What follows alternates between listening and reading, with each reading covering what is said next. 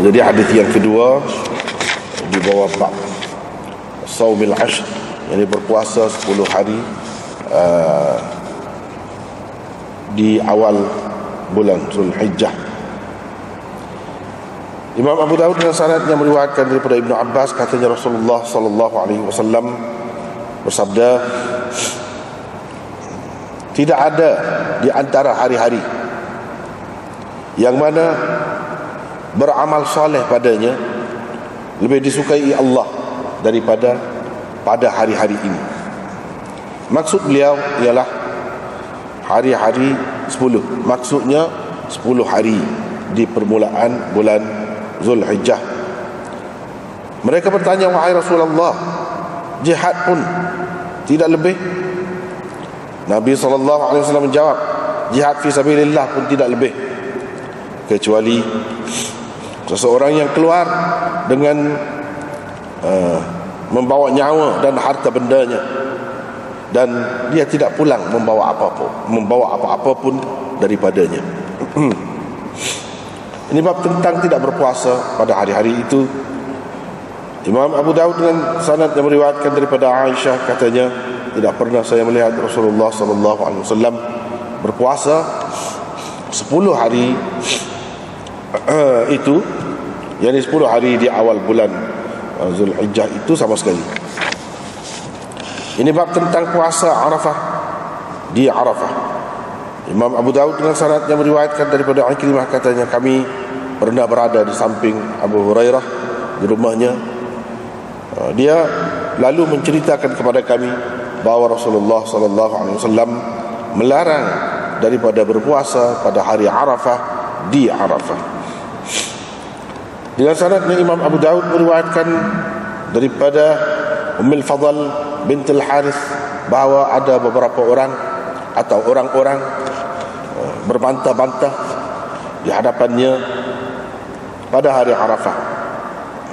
Yakni orang-orang berbeza pendapat lah, bertengkar ke, berbantah-bantah tentang puasa Rasulullah SAW. Sebahagian mereka mengatakan baginda berpuasa, sebahagian yang lain mengatakan tidak. Saya pun hantarkan kepadanya satu mangkuk susu. Ketika beliau sedang berada di atas untanya di Arafah, beliau minum. Ini bab tentang puasa pada hari Ashura. Imam Abu Dawud dengan sanad yang meriwayatkan daripada Aisyah, katanya, hari Ashura adalah suatu hari yang mana orang-orang Quraisy berpuasa padanya di zaman jahiliyah. Rasulullah sallallahu alaihi wasallam berpuasa juga semasa jahiliyah, yakni sebelum menerima wahyu lah. Bila Rasulullah sallallahu alaihi wasallam sampai ke Madinah, dia masih lagi berpuasa dan menyuruh yakni sahabat-sahabatnya supaya berpuasa.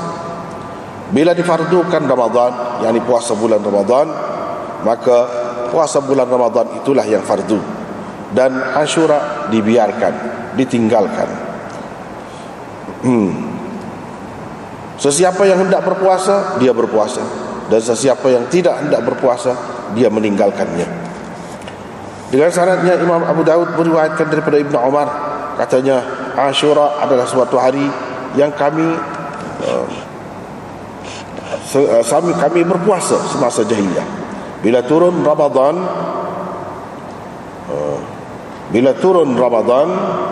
yakni puasa bulan Ramadan, Rasulullah sallallahu alaihi wasallam bersabda, ini yakni hari Ashura adalah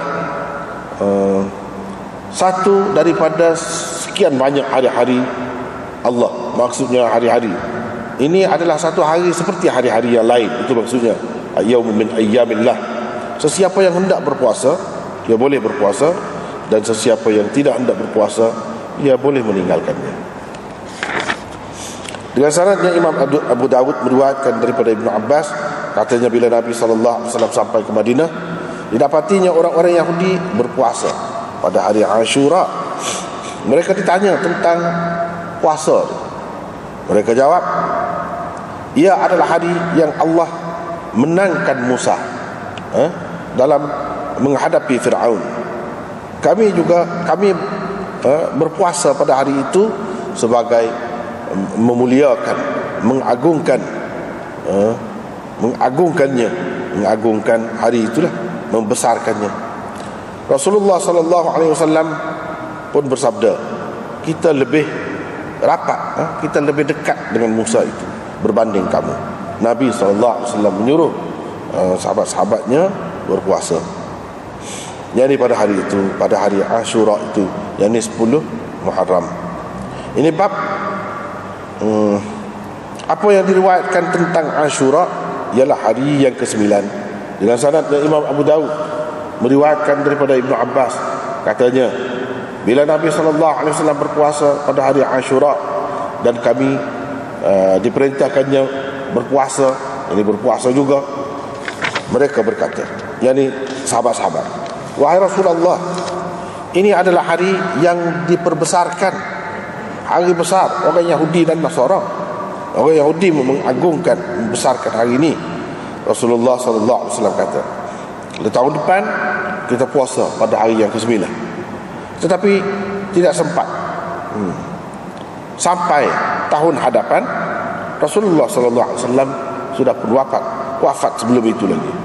Dengan syaratnya Imam Abu Daud meriwayatkan daripada Al-Hakam bin A'raj, katanya, saya pergi menemui Ibnu Abbas ketika dia sedang berbantalkan selimutnya di dalam Masjidil Haram. Saya tanya beliau tentang puasa Ashura. Jawabnya, bila engkau nampak anak bulan Muharram, maka mula kira. Bila tiba hari yang ke-9, hendaklah engkau berpagi pada pagi itu dalam keadaan berpuasa. Saya pun tanya, begitukah Muhammad sallallahu alaihi wasallam berpuasa? Jawabnya, begitulah Muhammad sallallahu alaihi wasallam berpuasa. Itulah beberapa hadis yang kita baca tadi, tengok semula. Jadi hak baki lagi hadisnya lagi di bawah tajuk puasa pada 10 hari di permulaan bulan Zulhijjah. Maksud 10 hari itu seperti kita sudah bicara dah sebelum pada ni, bukan betul-betul 10 hari, 9 hari saja. Sebab hari yang ke-10 tu tak boleh. Dah nak puasa bukan hari raya, mana boleh puasanya. Jadi sebut 10 tu termasuk dalam bab taglib, orang panggil dalam bab taglib. Tidak termasuk yang ke-10, hanya setakat hari yang ke-9 saja. Hari yang ke-10 tu tak boleh puasa. Tak ada khilaf tentang haramnya puasa sebab hari raya haji lah. Kemudian ini hadis yang keduanya, Imam Abu Daud mari hadis ini daripada Ibnu Abbas.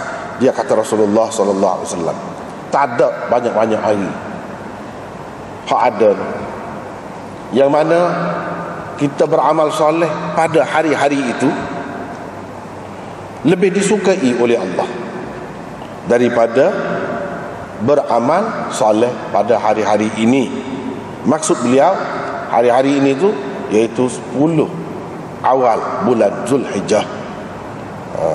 Tak termasuk yang ke-10 lah. Jadi sebab mau dia sebut Al-Ashr tadi, bukan maksudnya 10, tetapi 9. At-Tis'a, sebenarnya At-Tis'a, bukan Al-Ashr. Tapi dia guna gitu atas dasar memakai kaedah taglib.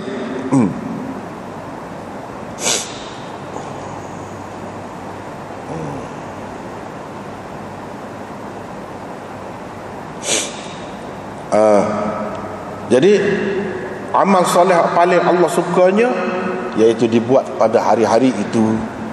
Hari yang pertama, kedua, ketiga sampai ke yang ke-9 tu, apapun amal soleh lebih disukai Allah daripada kita buat pada hari-hari lain.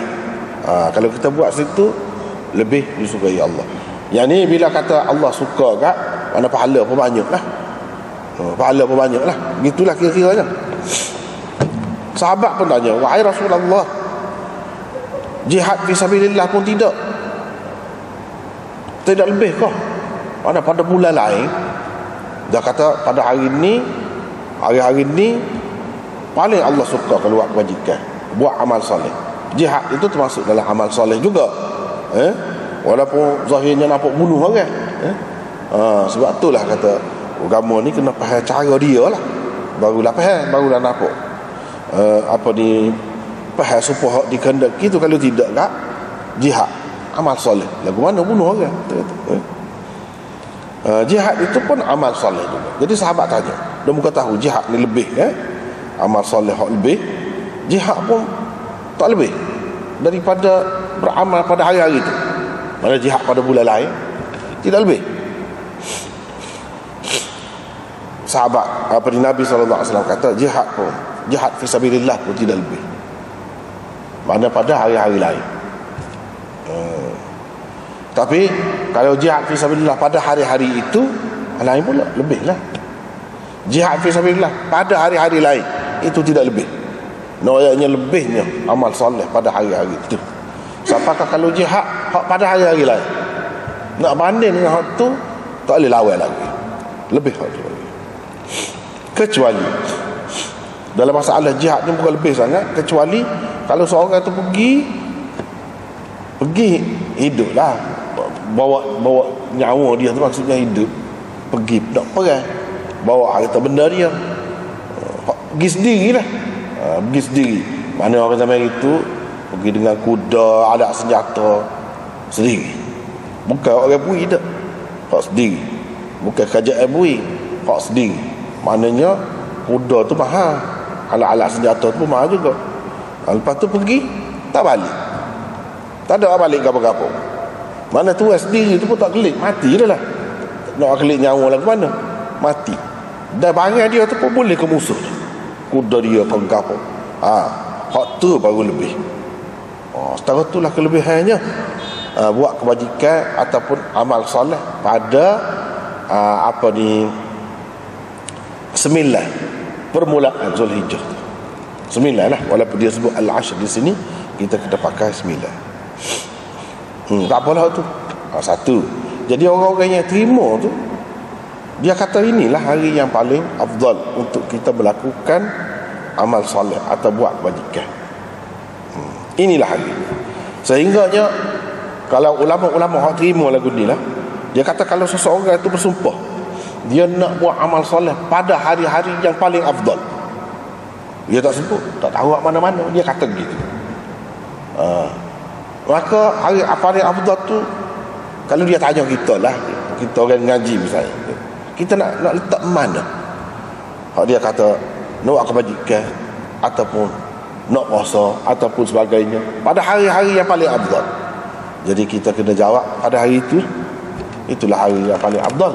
Kalau nak kebajikan nak apa, kena royak situ untuk menyempurnakan nazar dia tu.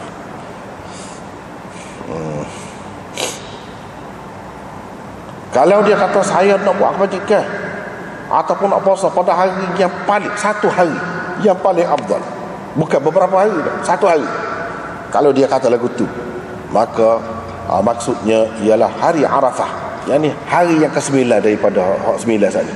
Hak dikatakan 10 hari, sebenarnya 9 itulah, iaitu hari yang ke-9, hari Arafah tu hak paling afdal. Mana kita kena sebut tu, sebab dia pegang antaranya hadis-hadis ni lah, hadis-hadis ni lah.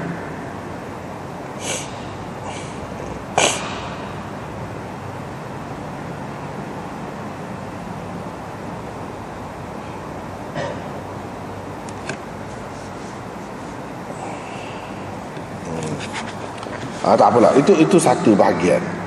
Tapi kalau kita tengok bab puasa lagi, Imam Abu Dawud mari juga bab tidak berpuasa, mana pada hak disebutkan 10 tu maksudnya 9 tu lah. 9 awal Zulhijjah tu mana tidak berpuasa, tak ada kelebihan tu, tak ada. Dia mari pula, maknanya dia nak mengisyaratkan kepada khilaf ulama tentangnya. Ada khilaf, ada yang kata ada kelebihan seperti tadi, ada yang kata tak ada kelebihan, supaya hari-hari lain juga begitu ya. Cuma kalau nak ada pun hari yang ke-9 tu sahaja. Hak selebihnya daripada 1 hari bulan sampai ke-9 sampai ke-8 tu tak ada, biasa. Hak yang ke-9 tu ada. Itu pun untuk orang yang bukan buat akikah haji, untuk orang yang bukan duduk di Arafah. Kalau duduk di Arafah, hak tu pun tak ada kelebihan juga. Dan di situ dalam masalah tu ada khilaf lah. Ada kata kalau tidak letih boleh orang yang buat akikah haji tu duduk di Arafah tu nak puasa pada hari yang ke-9 tu. Tapi kalau letih tak boleh. Ada yang kata tak, letih tak cara, letih tak letih pun. Kalau dia tu duduk di Arafah pada hari yang ke-9 tu, yakni wukuf di Arafah, maka dia tidak ada lagi kelebihan puasa pada hari itu. Kelebihannya ada hanya kepada orang yang tidak berpuasa. Jadi ada beberapa pendapat lah. Orang yang pegang kata tidak ada kelebihan tu, dia pegang dengan hadis mana? Ni Imam Abu Daud amari kemudian ni, iaitu fi fitrihi ataupun babun fi fitril ashri. Ini bab tentang tidak berpuasa pada 9 awal bulan Zulhijjah itu. Imam Abu Daud dengan sanad yang meriwayatkan daripada Aisyah, katanya saya tidak pernah melihat Rasulullah sallallahu alaihi wasallam berpuasa 10 hari itu. 10 hari itu sempat adil lah. Maksudnya 9 hari saja.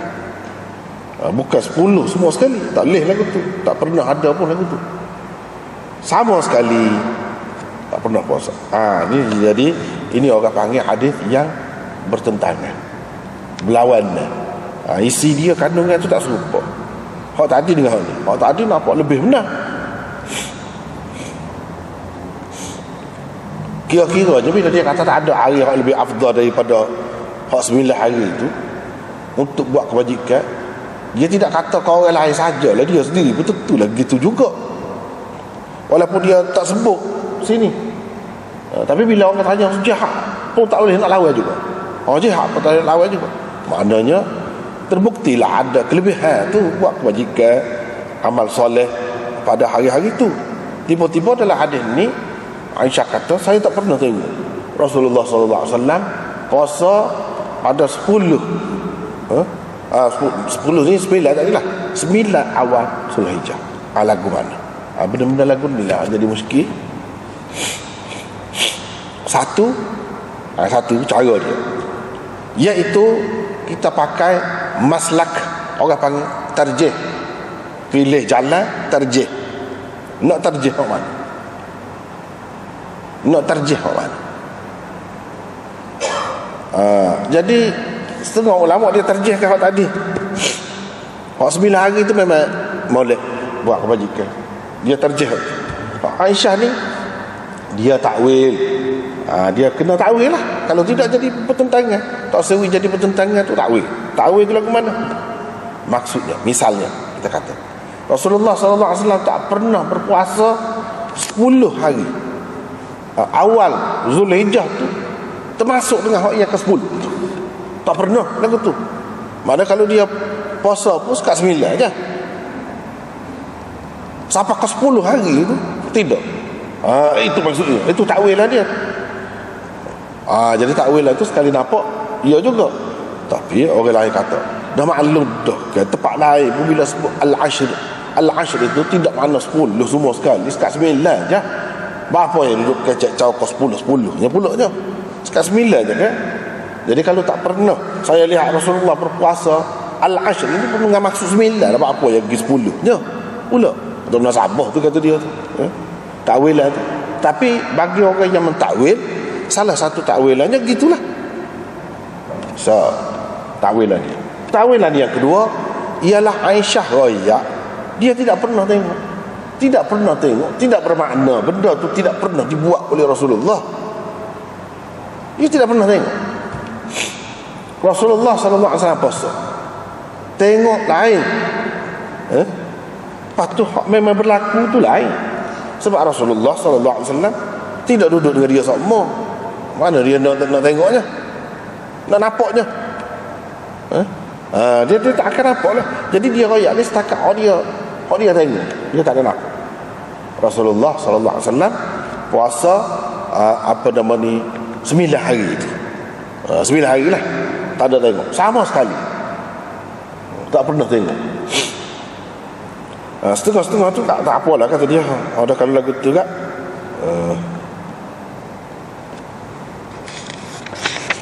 Tak apalah. Cumanya muskil dah puasa dah. Tak puas hati lagi. Pas lagu mana? Hadis dulu kita sudah jumpa dah, hadis Hunaidah, iaitu Rasulullah sallallahu alaihi wasallam berpuasa pada 9 hari bulan Zulhijjah. 9 hari itu lagu mana pula? Mana ada Nabi puasa. Jadi sebab tu kita kata tadi, kata dia royak tu hak dia tengok. Dia tak ada nampak. Tapi orang lain royak dia ada. Dia ada tengok. Aisyah menafikan dia tengok. Orang lain menyabitkan Rasulullah sallallahu alaihi wasallam ada puasa. Jadi kita kata, kita terjehkan hak ada puasa lah. Ini pihak ni kata. Sebab apa? Satunya, dia royak kebajikan amal solehnya lebih sangat pada hari. Takkan dia sendiri tak buat. Yang keduanya, riwayat Hunaidah sebelum pada ni tu, yang ada sebut Nabi memang puasa. Nabi ada puasa. Semuanya pasti orang yang tak perhati tu, tak perhati semacam takwil lah ke mana pun. Dia kata tak kena, dia mau takwil lagu tu. Misalnya ini jawapan balik pihak ni. Sebab apa? Kita nak kata hak tu hak Hunaidah, hak tu tidak sahih, hak ni sahih. Kita nak terjeh hak lebih kuat daripada hak kurang kuat. Takkan nak terjeh hak kurang kuat. Dia kata kita tak sepakat. Lepas tu yang keduanya, bila Aisyah kata saya tak tengok, maksudnya saya tak tahu jugalah. Bukanlah perlu kita kecek ni royak belaka. Saya tak tengok, saya tak dengar, saya tak tahu. Tak perlu lagu tu. Saya tak tengok tu mana saya tak tahu. Takkan dia kecek mudah-mudah gitu. Ini kira-kiranya dia yakin lah ni. Tak ada. Tak ada. Rasulullah SAW tak puasa sama sekali. Lepas tu kalau kita tengok dalam hadis hak selepas pada ni, puasa pada hari Arafah, dia Arafah.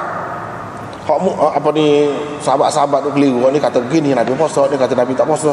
Ummul Fadl mak kepada Ibnu Abbas pun hantar orang suruh bawa semangkuk susu kepada Nabi. Nabi minum. Mana tak puasa juga. Tu hari yang ke-9. Hari yang ke-9 tak puasa. Jadi dia kata sebenarnya kita tak boleh tarjih hak tadi. Kena tarjih hak ni. Lepas tu hak tadi tu nak orang nak tahu terus. Tak boleh kata dia.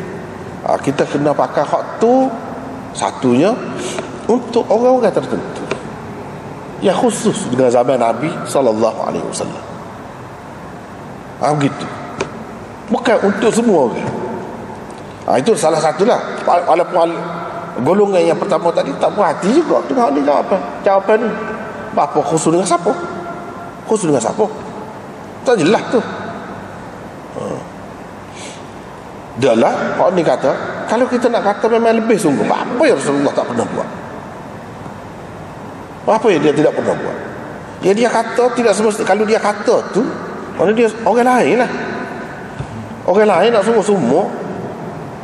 Kalau untuk semua termasuk dia lah. Apa dia tidak pernah buat? Duduk muskil situ. Kemuskilan. Yang kedua, apa yang dia kata? Cuba perhati mula. Iaitu tidak ada hari-hari yang mana beramal soleh padanya lebih disukai Allah daripada pada hari-hari ini. Yang ni hari 9 hari. Sahabat pun tanya, apa ya? Jihad fi sabilillah pun tak lebih juga. Cuba perhati mula. Dia kena renung hadis ni. Dia kena, kalau kita tak perhati mula tak nampak. Inilah setengah-setengah ulama yang dia kata tak ada kelebihan. Kita kata hadis sahih hadis ni. Apa tak ada kelebihan pula? Dia orang pandang lah. Tak ada kata dia. Kita kata apa tak ada gini. Inilah bagi sekurang-kurangnya kepada dia. Kalau kita tidak setuju, kita dapat tak ada apa-apa pun, kepada dia ada masalah. Iaitu dia nampak satu illah khafiyah di dalam hadis ni. Illah khafiyah tu benda payah tu. Orang nak nampak, hak ngaji juh benda apa tak nampak juga. Illah yang ni satu kecacatan, satu kekurangan yang tersembunyi Tak nampak. Mana dengan mata kasar kita kata tak nampak. Kumel tu. Kumel lah kalau kita kata kumel. Mana kena tengok dengan mikroskop baru dapat. Jadi hak ni kena tengok dengan mikroskop ilmu hadis. Hak ni lah hak payahnya. Nak tengok ilal khafiyah. Sahabat kata jihad fi sabilillah pun tidak lebih juga kuai Rasulullah. Rasulullah kata jihad fi sabilillah pun tak lebih juga. Cuba fikir, dia kata.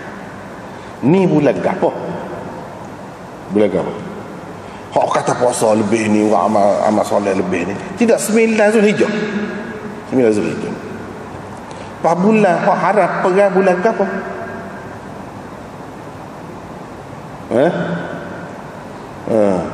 Yas'alunaka 'anil syahril haram qitalin fihi qul qitalun fihi kabir. Ayat tu tidak ada 4 bulan kan? Bulan haram perang. Bulan apa?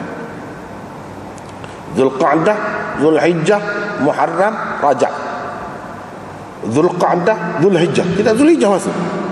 Pahala ke mana ya sahabat boleh tanya? Perang tidak lebih juga wahai Rasulullah. Kalau lah dah haram, nak perang lagu mana? Bulan ni tak timbul dah. Apa ya tanya hak tu nya? Tak usah tanya hak tu lah. Tak tahu lagi kau. Tak ada sebut lagu tu. Itu benarnya. Benda ni dia kena pemerhatian yang halus. Bagi adalah pengalaman anda tengok hadis-hadis ni banyak perbalahan di antara sahabat dia kadang-kadang banyak daripadanya. Kalau hak Aisyah halus sangat. Aisyah memang istimewa. Kalau hak dia kata itu tu nampak pelik kau orang ramai tak serupa, nanti dulu tengok mulut. Sebab Aisyah memang istimewa. Dia ada benda halus. Banyaklah kalau hak lagu tu. Kalau dia tak serupa dengan orang lain, kau hati mulut. Banyak tempatnya dia lebih. Misalnya sini jihad fi sabilillah pun tidak. Jadi mana ada jihad pula? Ada jihad pula. Kecuali kalau kita kata jihad fi sabilillah tu dalam keadaan orang mari serang kita pada masa tu, pada bulan tu. Jadi kita terpaksa lah nak mempertahankan diri tu. Nak mempertahankan diri kita kena perang. Kecuali dalam keadaan itu. Tapi maknanya pada dasarnya tak boleh perang. Kalau kita nak kata hak ni sebelum daripada tu lagi, ketika boleh perang. Hadis ketika boleh perang. Nak katakan takut kita kata tak boleh sebab hadis ni hak kata lebih puasa ke apa ni, hak ni kemudian dah. Bukan dulu. Bukan semasa jahiliah ke apa tu. Dah benda ni hak kata haram perang ni, hak ditegaskan, disokong oleh Quran itu, hak diterima oleh orang Arab jahiliah. Lagi hak 4 bulan tu mereka pun terima gitu dah. Jadi orang Islam pun tu hak tu membenarkan hak tu. Tidak kata benda tu baru. Tidak kata haram perang ni baru Nabi kita Muhammad sallallahu alaihi wasallam perkenalkan. Sebelum pada tu dah boleh perang berlaku. Dah masa jahiliah lagi orang kafir pun yang penat juga main perang semacam. Nak rehat kata. Jadi dia pilih dah sama-sama dia tu 4 bulan. Gitu. Nak kata dulu boleh, tak nak sabar. Dulu pun tak boleh juga. Jadi bila ni yang boleh ni? Itu ilah. Itu ilahnya. Lepas tu kita kata sahih. Berapa banyak hak sahih sana? Berapa yang setengah-setengah ulama hadis kata tidak sahih? Itu bendanya. Kadang-kadang orang tidak mengaji hadis secara sistematik, dia tak nampak benda lagu tu. Dia duk ingat mudah. Bila hadis sahih sanad dia kan boleh terima lalu kan. Tapi benda ni orang pakar. Benda ni khilaf umum. Dah memang orang pakar. Hak ni. Cuma nak rakyat bagi orang hak tak asyik. Dia kata-kata kita tanya dia, ada kau kelebihan gini? Dia kata tak ada. Dia kecek mereka. Kita heran. Apa tak ada, kita baca ada. Dia ada lah tu cara dia ada. Kalau kita tekan-tekan lagi tu. Kadang-kadang ulama kita sekejap panjang dia kata begitu, tak ada. Tak ada makna lebihnya ni. Tu ya. Misalnya orang tanya-tanya tak ada. Sebab apa? Sebab cuba tengok dalam Abu Daud ni ada 2 bab. Satu bab kata ada kelebihan, satu lagi bab kata tak ada. Dia mari 2. Lepas tu hak mana yang hak lebih tepat? Hak tu masing-masing pendapat lah. Masing-masing pendapat. Orang hak kata begini, yalah ada lah hadis tu, mudah-mudahan boleh lah, dengan niat yang baik gapo boleh lah. Gitulah harap gitulah. Nak kata kemah tu tak boleh. Mana ada pihak yang mempertikaikannya. Tidak kata semua sepakat. Tidak kata semua sepakat dalam masalah ni.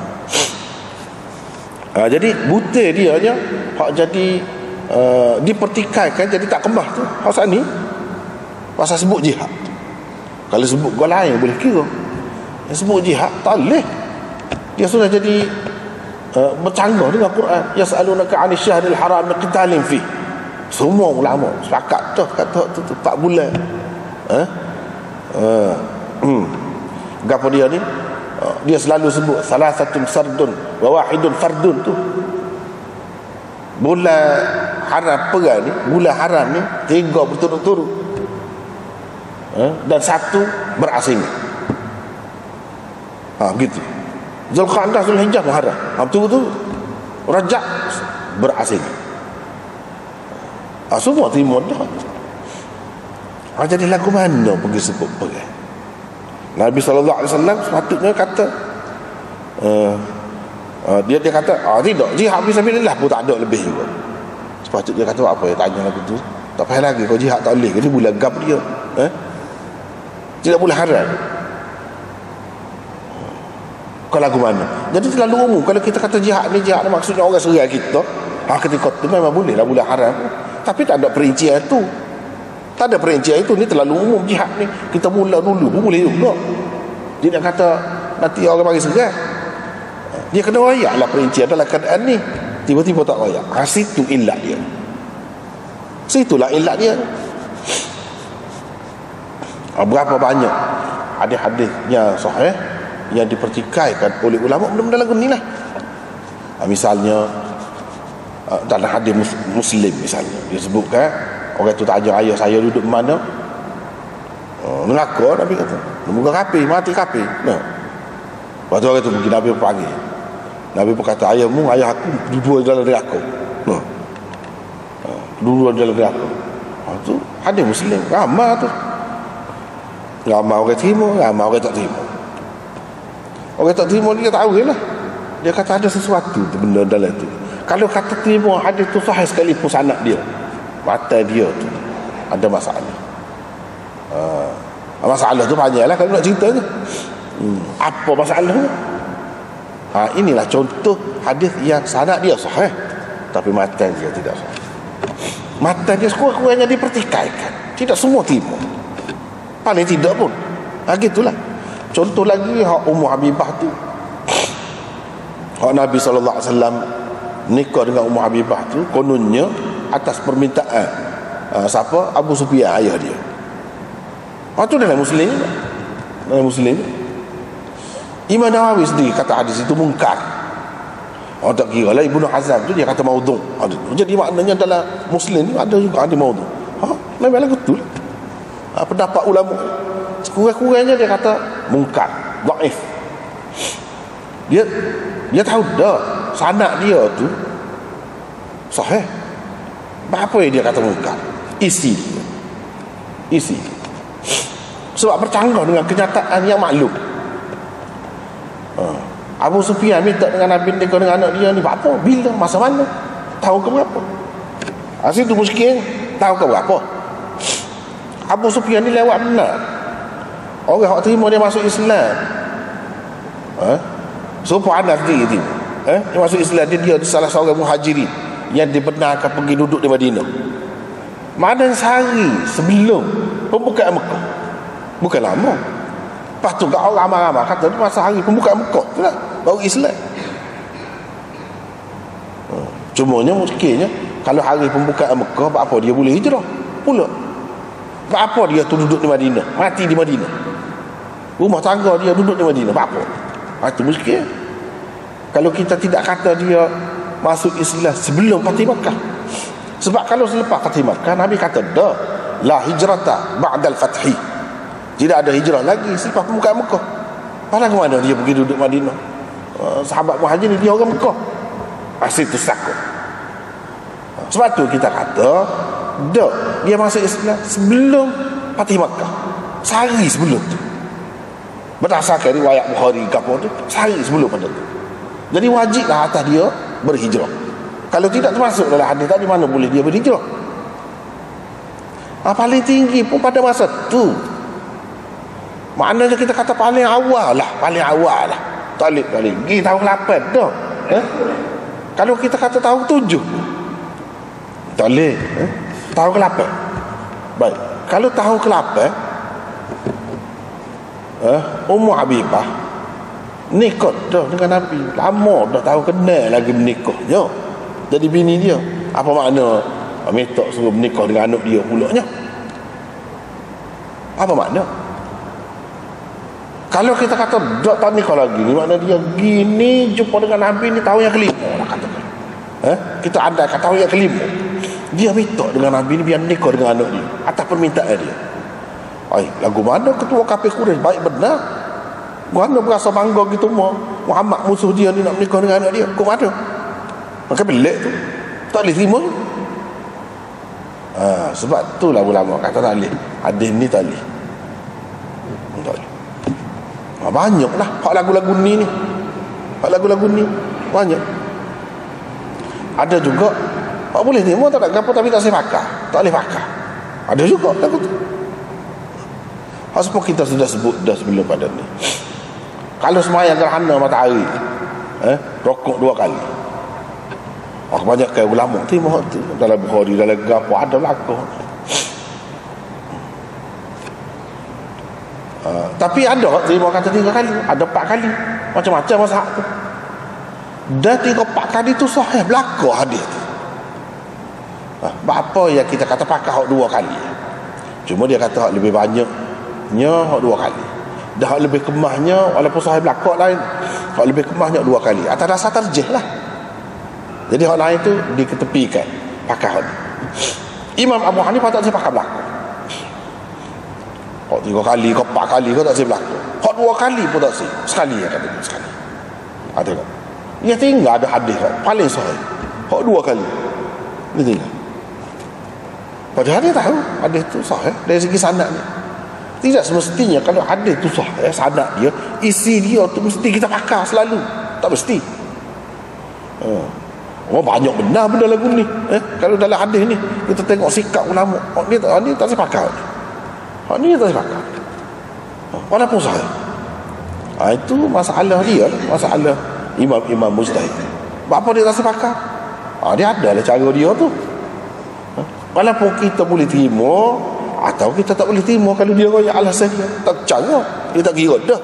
Tu dia tak kira dah. Itu sikap Imam Abu Hanifah lagu tu, dia tak ada rasa. Kalau kes-kes lagu ni misalnya, kalau dalam sembahyang ni nak rokok, ada akad tangan. Bangun daripada rokok, ada juga akad tangan. Ramailah orang terima tu. Dia kata ada juga akad tangan lepas pada bangun daripada sujud. Bapa tak pakai tu. Sahih juga kata tu. Ada banyaklah tempat-tempat yang akad tangan. Dia kata dia tarjih lah. Tak tu kita tak boleh pakai. Tarjih ni. Ni setakat ni hak paling sahih hak kemah. Apa tak boleh pakainya? Tu hadis juga. Hadis sahih juga. Lepas pada tu Imam Abu Hanifah tak boleh pakai belakang. Sekali akad tangan ni kata dia. Mula-mula nak takbiratul ihram. Sebab tu kalau orang dia kita tengok orang dia main tak ada akad tangan, tak ada. Sebab apa? Bila ada percanggahan, ni kaedah dia. Bila ada percanggahan di antara hadis-hadis itu dan semuanya sahih. Hak ni kata gini, hak ni kata gini. Kita buat belakang. Balik asal. Balik asal. Balik asalnya berapa? Asalnya sah. Kalau semaya tak ada rokok, asalnya segala semaya ada rokok ni berapa rokok. Terus kira lah semaya mayat tu, tak ada rokok tu ada rokok. Semua sekali. balik situ. Jadi hak 2 kali, hak 3 kali, hak 4 kali ni ada kemungkinan macam-macam. Ada kemungkinan mansuh, ada kemungkinan keliru, macam-macam. Hak tidak keliru, hak tentu asal, hak tak ada khilaf. Hak tu itu cara dia. Masing-masing cara. Jadi di sini pun begitu juga. Di sini pun begitu juga. Walaupun sanad dia tu sahih, tetapi kau kata tadi dia ada masalah tu. Sebab itulah ramai ulama juga tak seterima. Tak seterima. Tapi bagi orang yang terima tadi, sebab kata tadi lah, kalau seseorang tu kata saya nak puasa pada beberapa hari hak paling afdal. Jadi kalau tanya hak paling afdal hari mana? Hari tu. Hari tu dia akan sebut gitu. Tapi bagi hak tak sepakat, tak gitulah.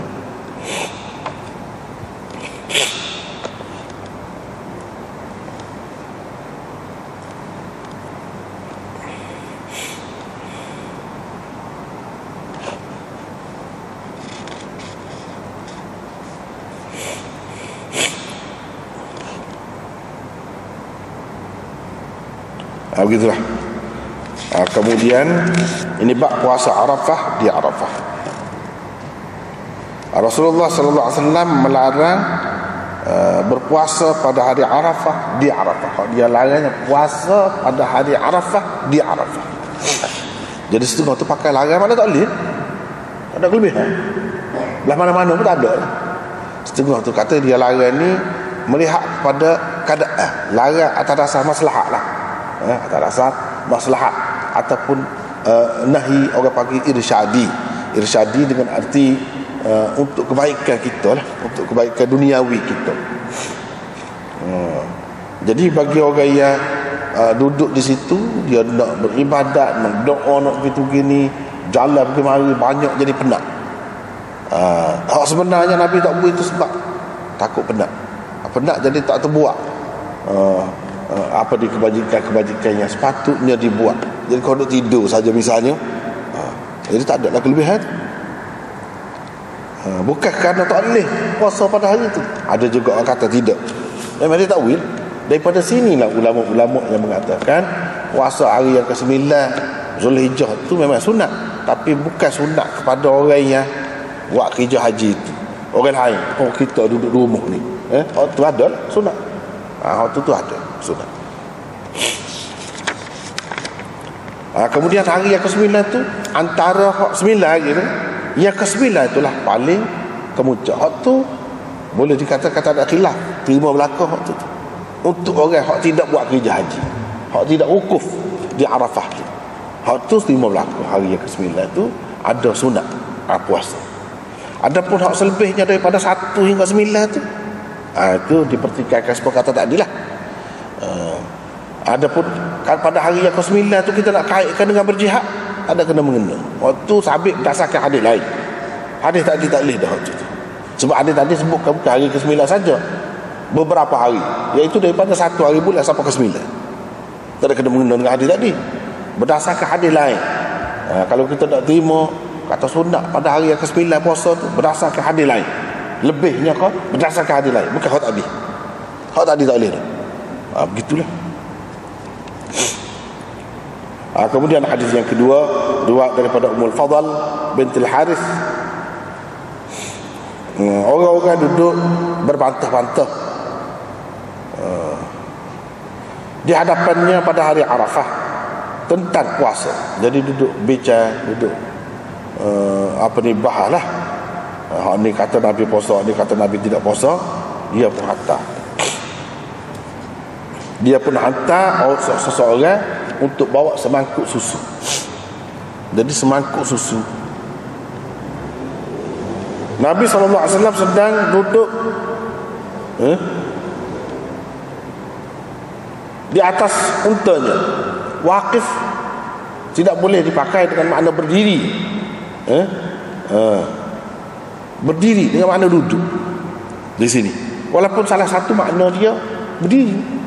Waqafa yaqifu, makna berdiri, sama dengan qama yaqum, berdiri. Tapi di sini tidak dengan makna begitu, dengan makna duduk. duduk di atas untanya. Supaya juga orang yang wukuf di Arafah. Wukuf dia bukan makna berdiri di Arafah. Tidur pun duduk. Kau lagu mana terletak, kau boleh belakang. Itu maksud wukuf, maknanya berada, duduk. Tidak semesti syarat berdiri.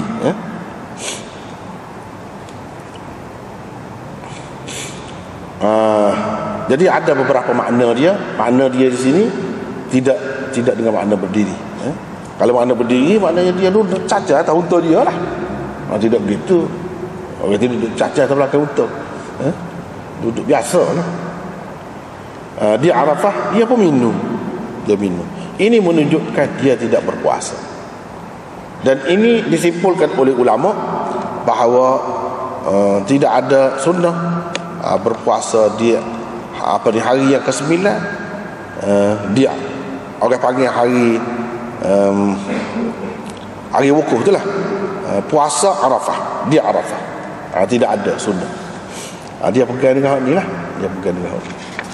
Tapi bagi orang yang kata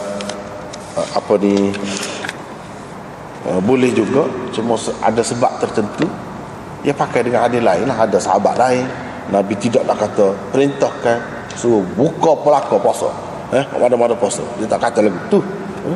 Mana orang-orang lain tu hak teruskan puasa dia tapi tak kata apa. Jadi antara satulah kata boleh tu. Antaranya dalilnya iaitu hak sama Rasulullah tu buka belaka dah apa. Tak ada kecuali seorang. Tidak. Jadi jawabnya mana boleh jugalah. Boleh jugalah. Tapi hak tentu hak kata ada kelebihan tu untuk orang yang bukan berada di Arafah pada hari Arafah. Ini bab tentang puasa hari Ashura.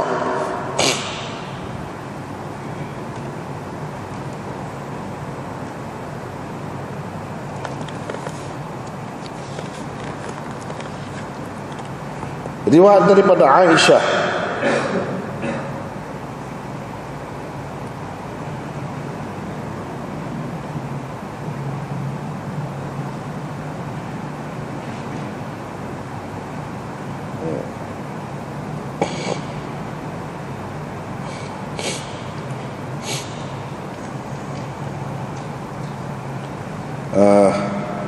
puasa, tentang puasa hari Ashura. Lepas tu hadisnya sebab kita baca tadilah. Jadi puasa pada hari Ashura. Ashura itu kalau mengikut sarah dia lah. Dia panggil ma'dul. Ni lafaz ma'dul daripada Ashirah. Ashura. Jadi mengambil kira malamnya. Tetapi oleh kerana kita sedia maklum dah puasa-puasa ni tak ada serabut pun malam. Jadi bila sebut malam 10, maksudnya keesokan itulah. Keesokan itu. Sebab dari segi bulan Islam ataupun bulan Arab ni dia start dengan malam. Jadi kalau kata malam ke-10, esok tu 10 hari yang ke-10, malam ni malam yang ke-10 dah. Malam yang ke-10 dah. Pasal start dengan malam dulu, bukan start dengan siang dulu. Jadi hari yang ke-10 maksudnya puasa tu.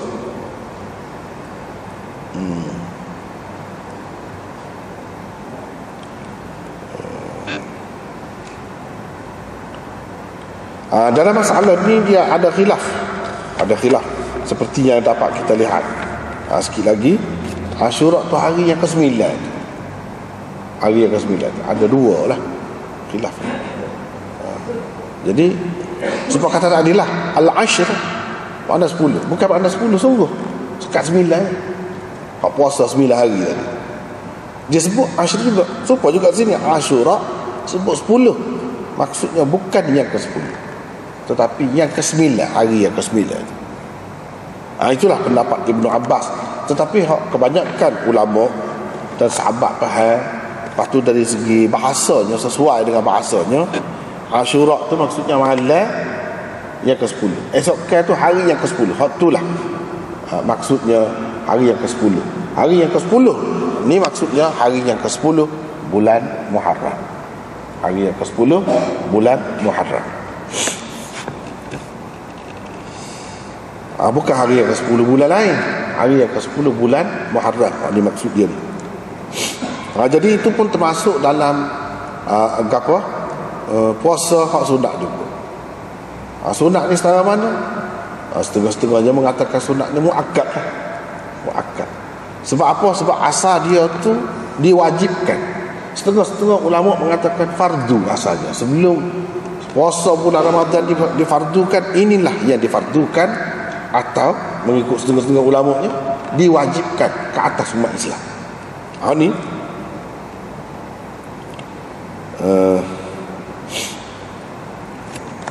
kemudian hadis riwayat daripada Aisyah, kata dia, hari Ashura adalah suatu hari yang orang-orang kafir Quraisy berpuasa padanya di masa jahiliyah. Di masa jahiliyah, yang ini sebelum mereka memeluk agama Islam. Rasulullah SAW puasa juga semasa jahiliyah. Jadi semasa jahiliyah ni, satunya makna dia ialah sebelum dapat wahyu. Nabi SAW dapat wahyu.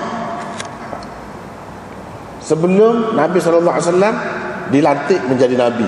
Sebelum tu jahiliyah. Satu makna dia. Satu lagi jahiliyah dengan makna seperti di sini, kalau lebih sesuainya, iaitu semasa di Mekah. Semasa di Mekah, Nabi SAW Islam dah dapat wahyu, dah jadi Nabi dan Rasul dah. Tetapi ada kalanya di dalam hadis kalau sebut jahiliyah, maksudnya sebelum hijrah ke Madinah, semasa di Mekah. Bukan semasa jahiliyah ni makna Nabi pernah hidup dalam keadaan jahiliyah. Tidak.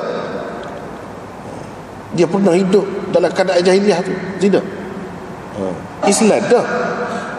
Cuma orang panggil masa jahiliyah. Jadi ada dua makna lah. Dalam hadis ni ada dua makna. Satu, ada satu lagi makna dia. Jahiliyah dengan makna sifat. Sifat orang yang hidup di masa jahiliyah tanpa panduan agama, itu pun jahiliyah juga, sebagai satu sifat. Misalnya Abu Dzar, dia kata kepada Bilal, anak perempuan hitam, dia kata anak perempuan hitam. Dia marahlah Bilal, sakit hatilah. Lepas tu Nabi SAW bila dapat tahu, dia marahlah kepada Abu Dzar. Dia kata, innaka mru'un fika jahiliyah, innaka mru'un fika jahiliyah. Muni ada lagi satu orang yang ada lagi perangai jahiliyah. Pada dia Islam dah, pada dia Islam dah, tapi dia sebut jahiliyah ini sebagai satu sifat yang tidak layak dengan orang Islam. Duduk kecek benda-benda lagu tu, kata benda-benda lagu tu, sifat jahiliyah. Jadi ada tiga makna jahiliyah. Di sini maksudnya sebelum Nabi SAW berhijrah ke Madinah. Bukan makna Nabi SAW ni pernah menjalani kehidupan cara jahiliyah tu. Tak ada lagu tu.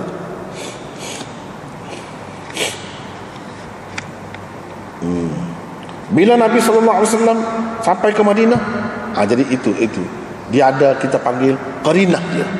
Qarinah yang menunjukkan jahiliyah tadi bukan dengan makna sebelum dapat wahyu, sebelum jadi Rasul, tidak. Sebab dia sebut bila Nabi pergi ke Madinah. Maknanya hak tadi sebut sebelum tu sebelum berhijrah ke Madinah lah. Semasa di Mekah, ketika tu sudah jadi Nabi dah. Nabi SAW puasa lagi, dan dia suruh puasa lagi pada masa itu. Sebagaimana maklum, Nabi SAW ni dia sampai ke Madinah pada bulan Rabiul Awal. Bulan Rabiul Awal, banyak peristiwa Nabi SAW ni kan, kalau kita perhati bulan Rabiul Awal. Kalau kita perhatikan, termasuklah di hijrah sampai bulan Rabiul Awal. Jadi bermakna nak puasa Muharram ni, Muharram lepas dah lah Rabiul Awal. Dia Muharram tu bulan mula-mula. Jadi puasa 10 Muharram ni pada tahun yang kedua hijrah, bukan pada tahun yang pertama. Sebab tahun yang pertama tu lepas dah sampai ke Madinah tu, sampai tu bulan Rabiul Awal. Bermakna Hak kata dia puasa lagi ni Madinah, bila sampai ke Madinah, yang ni pada tahun yang kedua lah, awal tahun yang kedua tu, Muharram tahun yang kedua. Begitulah. Lepas pada tu, falamma furida Ramadan, bila difardukan Ramadan, maksudnya puasa bulan Ramadan. Itu banyaklah bahasa Arab ni, biasanya sebab kita maklum lah, biasanya buat-buat gitu, buat gitu, majazul hadfi, kita panggil majaz buat gitu. Falamma furida Ramadan, jadi furida saumu atau siyamu Ramadan, bila difardukan puasa bulan Ramadan, maka ialah yang menjadi fardu. Puasa bulan Ramadan itulah yang jadi fardunya. Dan hari Ashura, puasa Ashura ditinggalkan. Ditinggalkan itu maksudnya sebagai yang fardu lah. Sebelum pada itu fardu atau wajib. Sebab selepas tu dia sebut, sesiapa yang nak puasa lepas pada itu boleh puasa. Sesiapa yang tak sah boleh juga. Mana sebelum pada itu tak boleh. Pilihan-pilihan itu tak ada.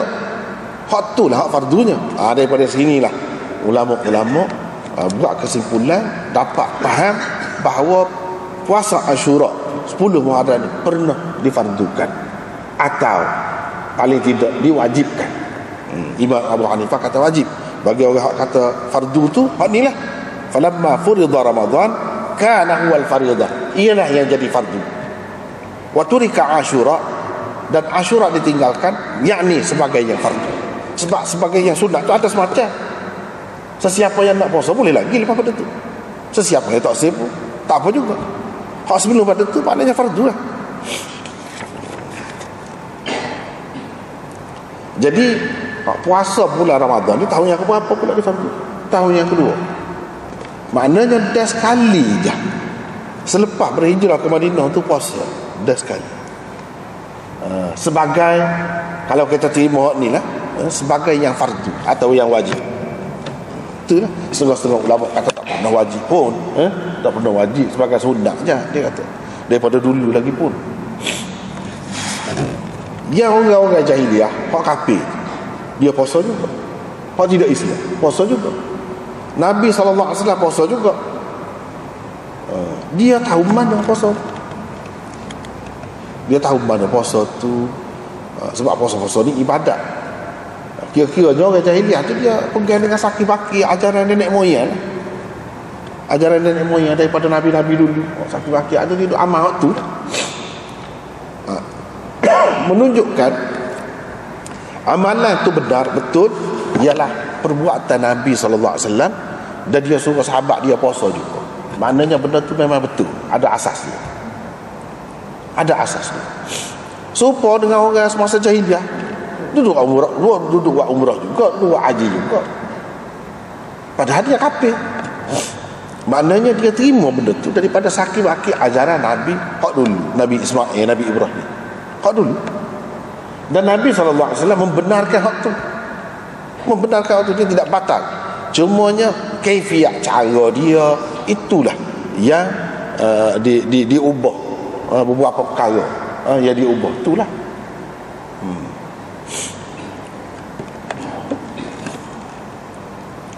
Adapun asas dia tu memang sudah ada semasa jahiliah pun sudah ada benda-benda tu. Kalau di sini puasa 10 Muharram itu hari yang ke-10 lah, itu memang sudah ada dah semasa jahiliah. Dan Nabi SAW buat tu tentu sekali dia sebagai seorang Nabi mendapat arahan ataupun bimbingan daripada Allah SWT. Jadi itu membenarkan puasa Ashura ni sebagai puasa yang sah. Kira-kiranya sudah ada dah orang-orang dahulu yang buat itu. Dan Allah SWT merestui puasa tu. Merestui puasa tu. Kalau kita kata dia fardu, kefarduan dia tu sudah tidak ada. Sudah mansukh fardu dia. Bukan mansukh langsung terus, tidak, mansukh kefarduan dia saja. Puasa tu tidak mansukh, puasa tu tetap ada.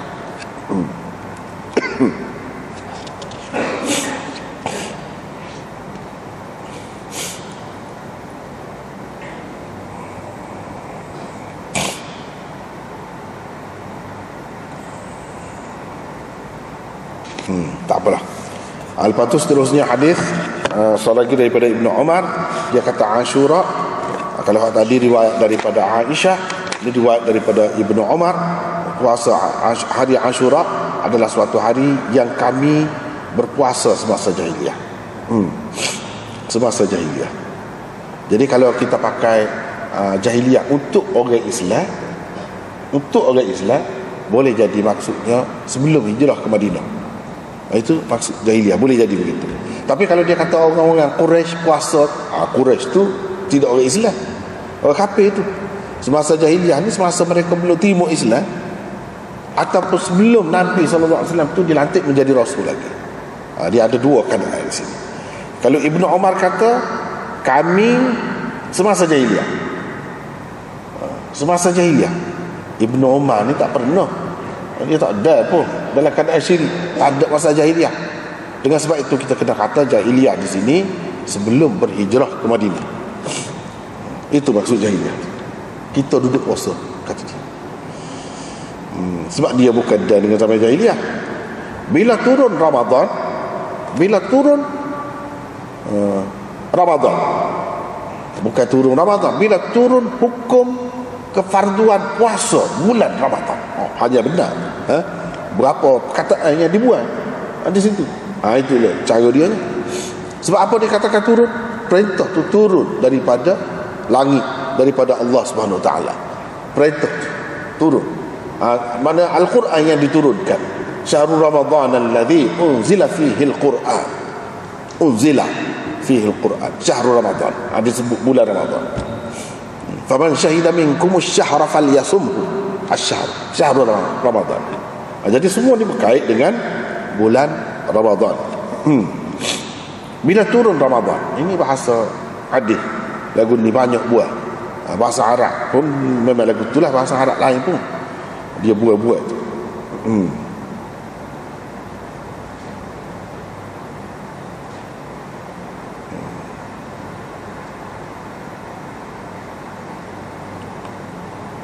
Jadi falamma nazala Ramadanu, gitu. Pasal dia mengambil tempat mudah hak dia buat. Kalau tak kira dia tu mudhafun ilaih, berapa kali alif belakang dah. Falamma nazala hukmu saumi Ramadhan. Begitu. Jadi Ramadhan tak boleh jadi Ramadhanu lah pula.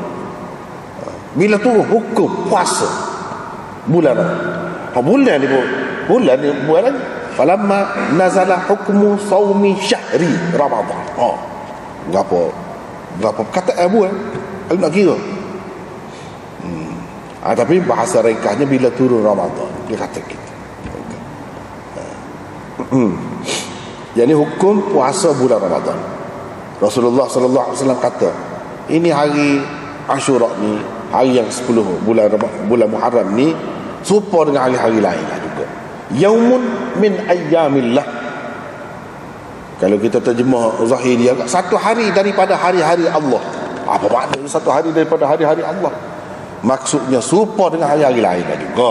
Serupa dengan hari-hari lain juga. Tak ada beza. Siapa-siapa nak puasa boleh, siapa-siapa tak puasa pun boleh juga.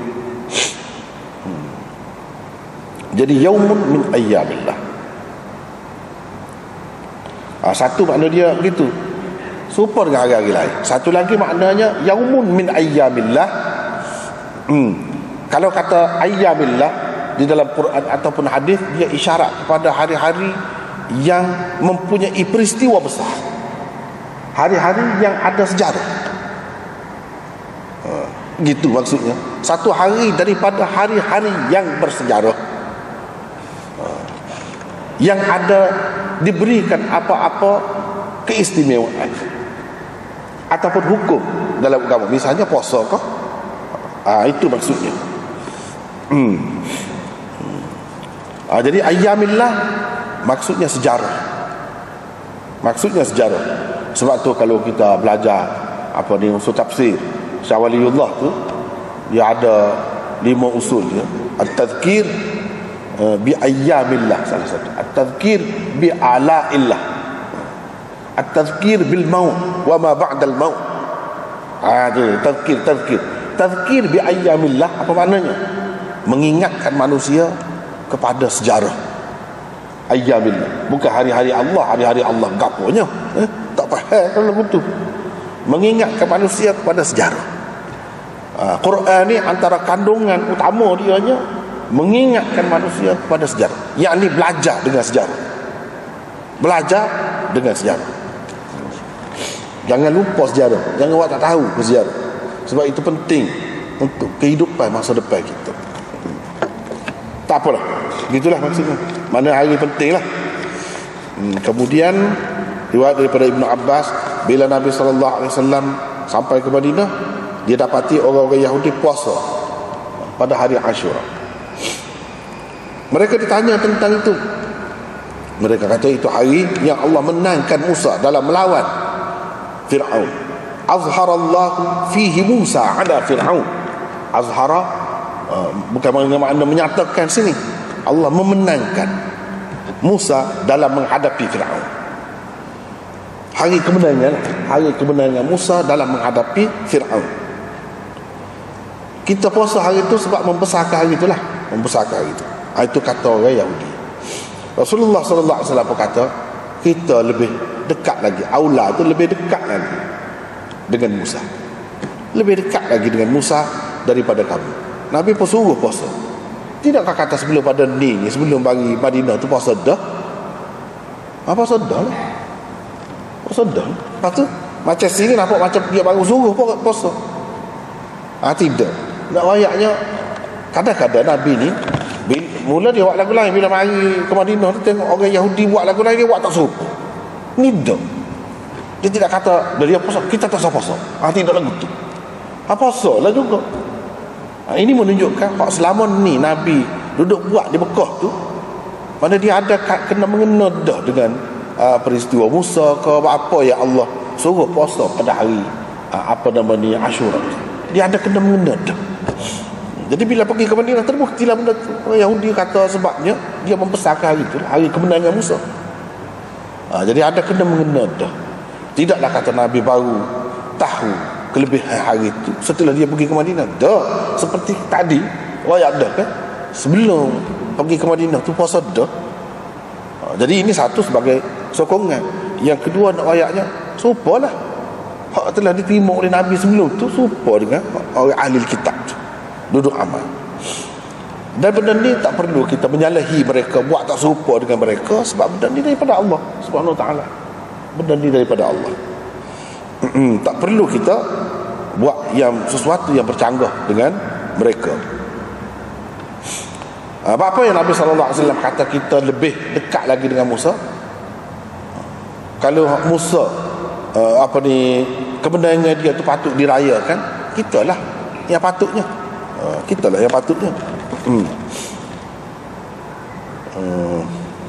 Sebab apa? Kita tak ada ubah apa-apa ajaran Nabi Musa tu. Ada pun buat kamu Yahudi ni ubah. Itu dalam kitab ni. Nahnu asbatu wa aqrabu li mutaba'ati Musa alaihi salam minkum. Itu maksud aula bi Musa. Mana kami lebih kemah, lebih dekat dalam mengikut Musa daripada kamu. Pasal apa? Fa inna muwafiquna lahu fi usuluddin. Sebab kami serupa pendapat kami, pegangan kami dalam akidah dengan Musa serupa, dan kami membenarkan kitab dia, sedangkan kamu mukhalifuna lahuma. Buat tak serupa dengan Musa dari segi akidah dan dari segi mengubah, memesongkan kitab Taurat itu. Jadi setara tu pun dia masih lagi ada lagi hormat lebih Musa. Padahal mereka tu sudah menyelewengkan ajaran Musa sebanyak mana dah. Tapi peninggalan orang besar ni kan, orang hebat, dia tak boleh buat belakang. Masih lagi ada hak sebenar, hak asal, hak betul. Jadi hak betul tu kita boleh tahu hak betul ke tak betul daripada Nabi SAW. Dia teruskan ke atau tidak? Kalau Nabi SAW teruskan, maknanya benda tu tak apa, betul. Kalau tidak, dia suruh berhenti dah. Dia suruh berhenti dah. Begitulah. Kemudian bab maruya anna Ashura al-yawmut tasi'. Sekali lagi. Ashura ialah hari yang ke-9 bulan. Sekali Allah.